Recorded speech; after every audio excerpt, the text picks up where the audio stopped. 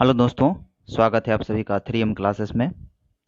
जैसा कि आपको पता है कि अभी जीव विज्ञान का ऑब्जेक्टिव क्वेश्चन का सीरीज चल रहा है, जिसमें कि पार्ट 1 में हम लोगों ने 1 से लेके 50 क्वेश्चन किए थे। आज 51 से 100 तक का क्वेश्चन करते हैं। आशा है आप लोग अच्छे से इसको करिएगा और आंसर सही सही दीजिएगा। तो चलिए पहला क्वेश्चन शुरू करते हैं। पहला क्वेश्चन है, ईस्ट एक है, मतलब है कि ईस्ट जो है वह क्या है। तो ईस्ट जो है एक कवक है या बायोफाइटा है, शैवाल है या जीवाणु है। तो ईस्ट क्या है? एक कवक है। समझ गए? चलिए दूसरा क्वेश्चन लेते हैं। दूसरा क्वेश्चन है, ब्रेड बनाने में इस्तेमाल किया जाने वाला खमीर क्या होता है? तो किण्वन के लिए उत्प्रेरक के रूप में कार्य करता है, किण्वन की प्रक्रिया में मदद नहीं करता है, संरक्षक के रूप में कार्य करता है, इससे स्वादिष्ट बना देता है। तो यह जो है क्या करता है? किण्वन के लिए उत्प्रेरक के रूप में कार्य करता है। अगला क्वेश्चन है, निम्न में से किसे बॉन्डिंग के माध्यम से तैयार किया जाता है? बॉन्डिंग के माध्यम से किसे तैयार किया जाता है? देखिए, याद रखिएगा इस वर्ड को, बॉन्डिंग है। प्लाज्मोडियम, अमीबा, ईस्ट या पैरामीशियम। तो क्या हो जाएगा इसका? ईस्ट हो जाएगा। अगला क्वेश्चन है आपका, पेनिसिलिन का आविष्कार किसने किया था? तो पेनिसिलिन का आविष्कार किसने किया था? यान फ्लोमिंग ने, अलेक्जेंडर फ्लेमिंग ने, स्टीफन हॉकिंग ने तथा अलेक्जेंडर ने। तो पेनिसिलिन का आविष्कार अलेक्जेंडर फ्लेमिंग ने किए थे।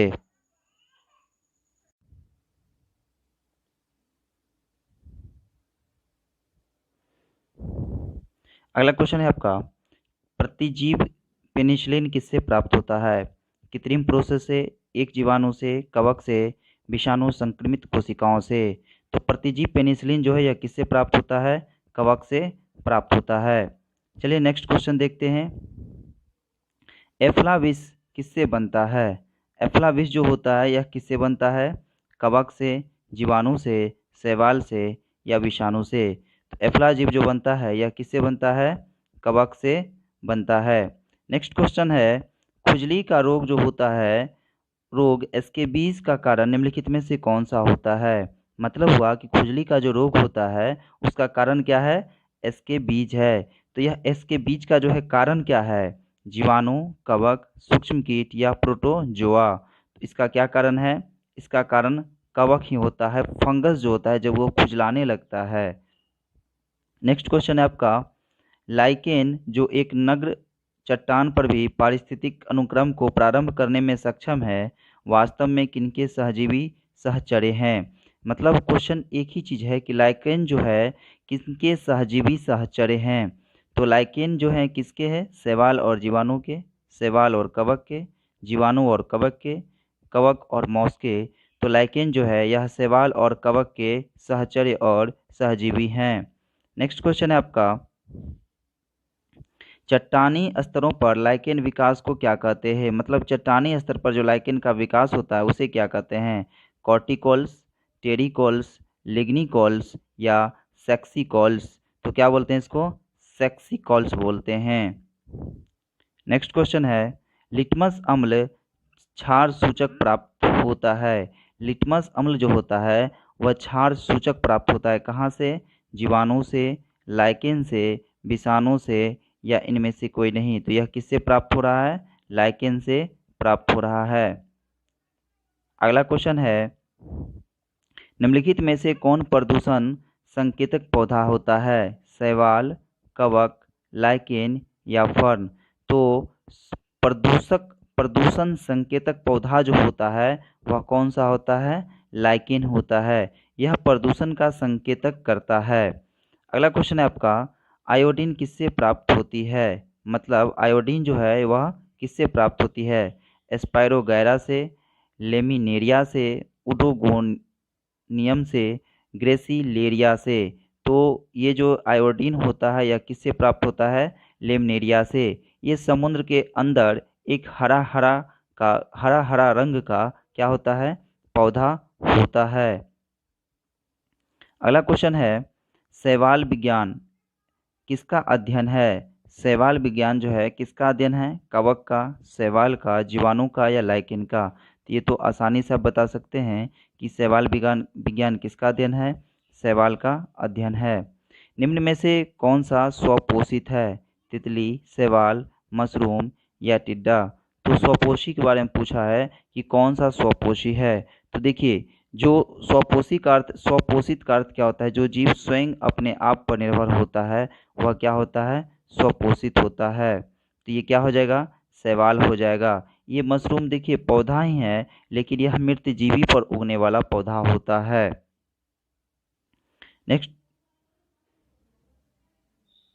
नेक्स्ट क्वेश्चन है आपका,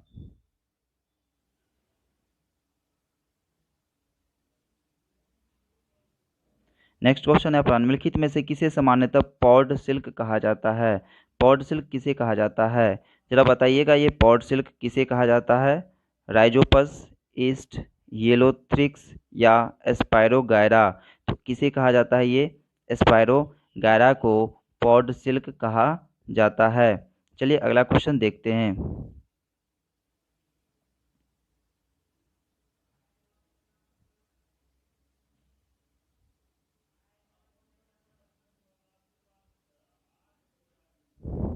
शैवाल के फलने का कारण क्या होता है? ग्लोबल वार्मिंग, लवणता, सुपोषण या जैव आवर्धन? तो शैवाल जो फलता है इसका कारण होता है सुपोषण। नेक्स्ट क्वेश्चन है, निम्न में से किसमें प्रमुख चरण युग्मोद्भिद होते हैं? यह ब्रायोफाइटा, टेरिडोफाइटा, जिम्नोस्पर्म या एंजियोस्पर्म? तो ये जो होते हैं टेरिडोफाइट जो होते हैं, ये किस में होते हैं? युग्मोद्भिद जो होते हैं यह किस में होते हैं? तो ये होते हैं ब्रायोफाइटा में। चलिए अगला क्वेश्चन है आपका, निम्नलिखित में से कौन सा एक कवक एवं उच्च पादपों की जड़ों के बीच उपयोगी कार्यात्मक संबंध को दर्शाता है? कवक है एवं उच्च पादप की जड़ों के बीच उपयोगी कार्यात्मक संबंध को दर्शाता है। तो कौन हो जाएगा ये? जैव उर्वरक, कोलेराइड, जड़, लाइकेन या माइकोराइजा? तो क्या हो जाएगा ये? माइकोराइजा। नेक्स्ट क्वेश्चन आपका, संसार में सबसे तेज बढ़ने वाला पौधा क्या है? बांस है, चावल है, मनी प्लांट है या टीक है? तो संसार में सबसे तेज बढ़ने वाला पौधा कौन सा हो जाएगा? बांस हो जाएगा।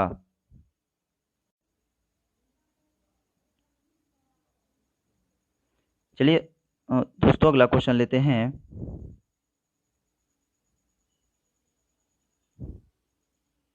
नेक्स्ट क्वेश्चन है आपका, निम्नलिखित में से किस फसल में एजोला एवं एनाबीना जैव उर्वरक का प्रयोग किया जाता है? गेहूं में, चावल में, सरसों में या कपास में है? इसको याद रखिएगा, एजोला एवं एनाबीना जैव उर्वरक, ये उर्वरक का नाम है एजोला एवं एनाबीना। तो यह किस में प्रयोग किया जाता है? यह चावल में प्रयोग किया जाता है। अगला क्वेश्चन है, चिलगोजा निम्न में से किस एक प्रजाति के बीज से प्राप्त होता है? चिलगोजा जो है किस प्रजाति के बीज से प्राप्त होता है? पाइन से, पाम से, साइकस से तथा देवदार से? तो यह किससे प्राप्त होता है? पाइन से प्राप्त किया जाता है।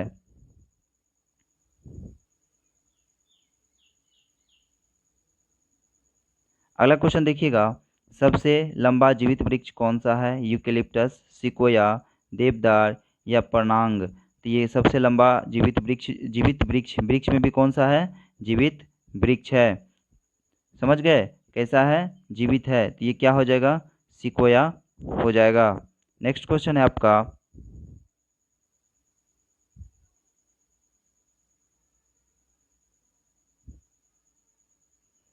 जलीय फर्न जिसे जैव उर्वरक के रूप में प्रयुक्त किया जाता है वह क्या है जो जलीय फर्न होता है?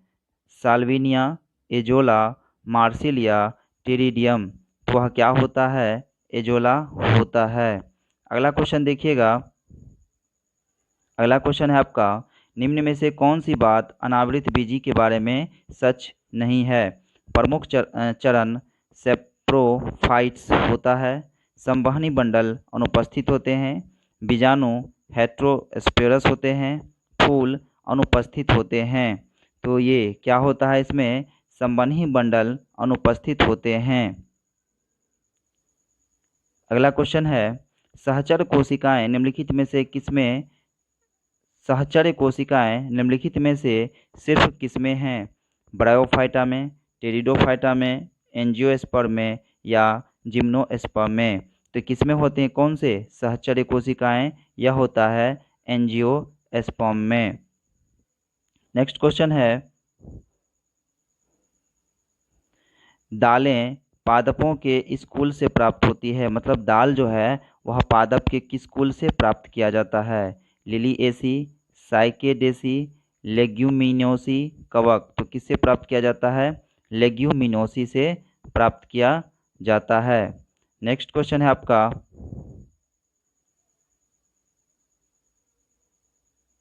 किस पौधे का वैज्ञानिक नाम सोलेनम ट्यूबरोसम है? मतलब है कि वैज्ञानिक नाम हमसे पूछा जा रहा है। आलू का, टमाटर का, कद्दू का, प्याज का? तो किसका हो जाएगा? सोलेनम ट्यूबरोसम, ये आलू का वैज्ञानिक नाम है। आगे है क्वेश्चन आपका, मैंगीफेरा इंडिका किसका वैज्ञानिक नाम है? तो मैंगीफेरा इंडिका, ये सबको याद होगा अच्छे से, मैंगो का यानी आम का नाम है। डेलोनिक्स रजिया रफिन किसका वैज्ञानिक नाम है? डेलोनिक्स रजिया रफिन किसका वैज्ञानिक नाम है? तो ये बर्गर का, गुलमोहर का, इमली का या चीकू का? तो किसका वैज्ञानिक नाम है? गुलमोहर का वैज्ञानिक नाम है। नेक्स्ट क्वेश्चन है, अजादिराच्ता इंडिका निम्न में से किसका वनस्पति नाम है? अच्छे से देखिएगा, अजादिराच्ता इंडिका निम्न में से किसका वनस्पतिक नाम है? गुलाब का पौधा, सेब का पेड़, नीम का पेड़ या आम का पेड़? तो ये किसका नाम है? नीम के पेड़ का नाम है। चलिए अगला क्वेश्चन लेते हैं।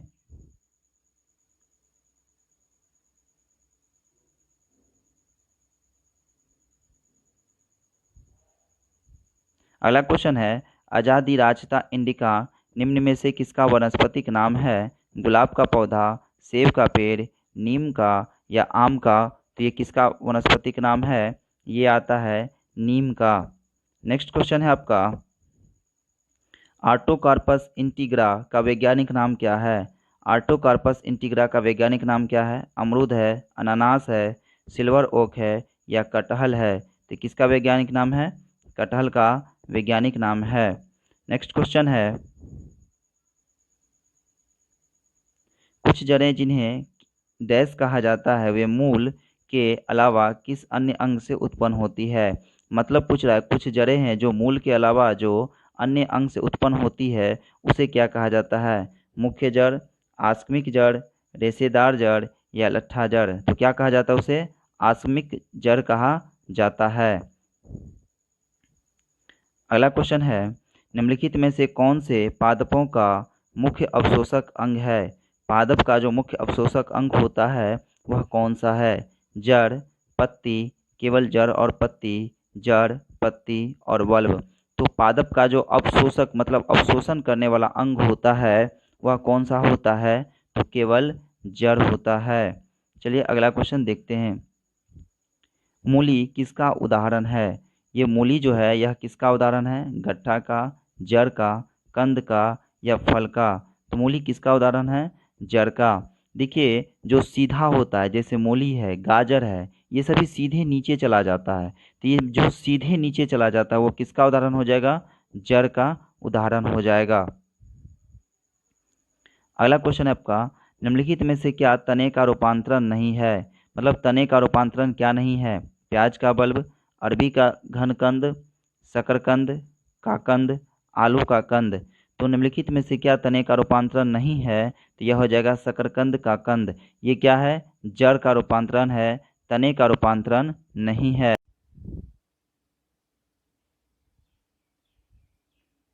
चलिए अगला क्वेश्चन लेते हैं, आलू क्या है? तो ये आलू जो है यह क्या है? जड़ है, डंठल है, कली है या फल है? तो आलू क्या है? यह डंठल है। आलू क्या है? यह डंठल है।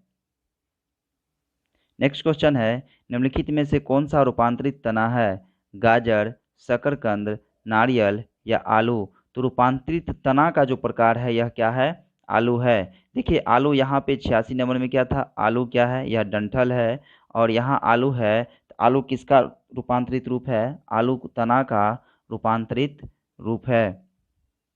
नेक्स्ट क्वेश्चन है आपका, खाना बनाने एवं स्वाद हेतु प्रयोग किए जाने वाला अदरक एक राइजोम है जो क्या है, मतलब राइजोम पूछा है वह क्या है, भूमिगत तना है, भूमिगत जड़ है, भूमि से ऊपर तना है, भूमि के ऊपर की ओर है, तो यह क्या है, भूमि के ऊपर की ओर जड़ है, तो यह क्या है, तो बच्चों दोस्तों यह आपका है भूमिगत तना। तो राइजोम जो है यह क्या है, यानी अदरक वाला राइजोम जो है क्या है, यह भूमिगत तना है। चलिए अगला क्वेश्चन लेते हैं। अगला क्वेश्चन है, प्रकंद जो राइजोम जिसको हम लोग बोलते हैं का एक उदाहरण क्या है, तो अभी जस्ट हम लोगों ने देखा था कि इसका उदाहरण क्या था, अदरक है। अगला क्वेश्चन है, हल्दी हलवी पौधे के किस भाग से प्राप्त होती है।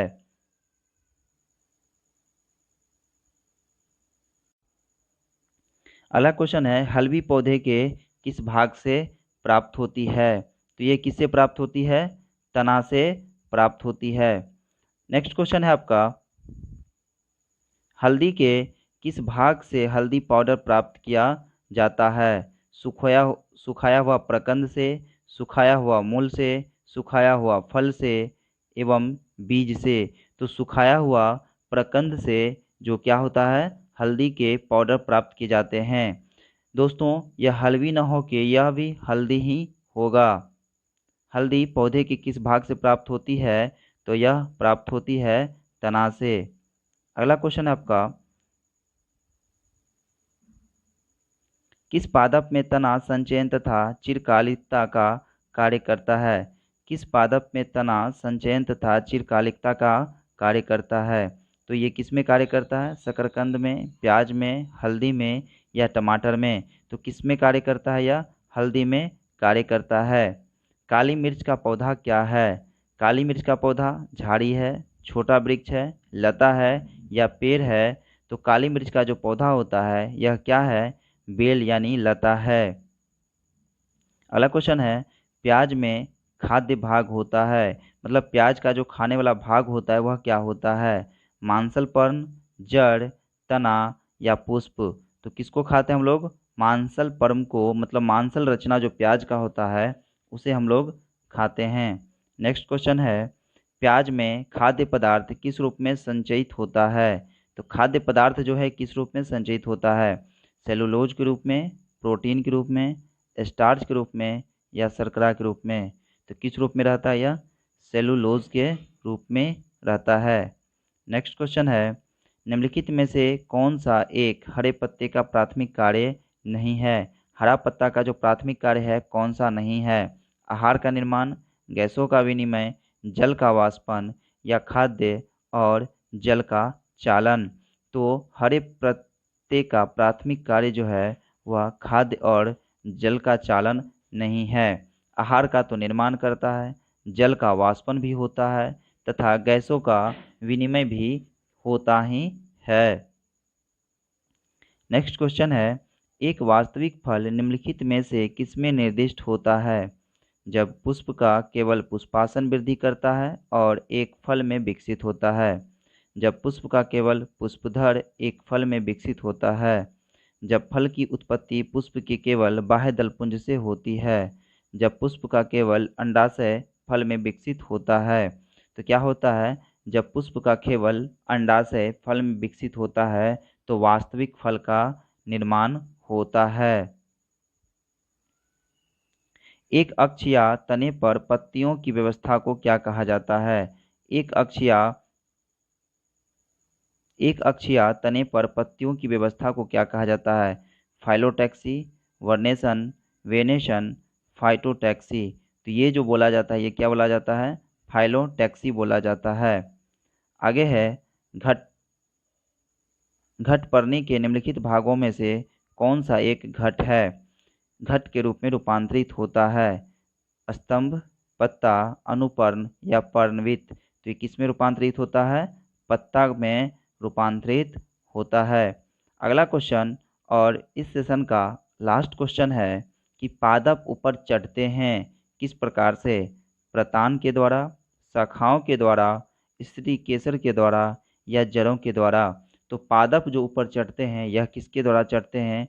प्रतान के माध्यम से पादप ऊपर चढ़ते हैं।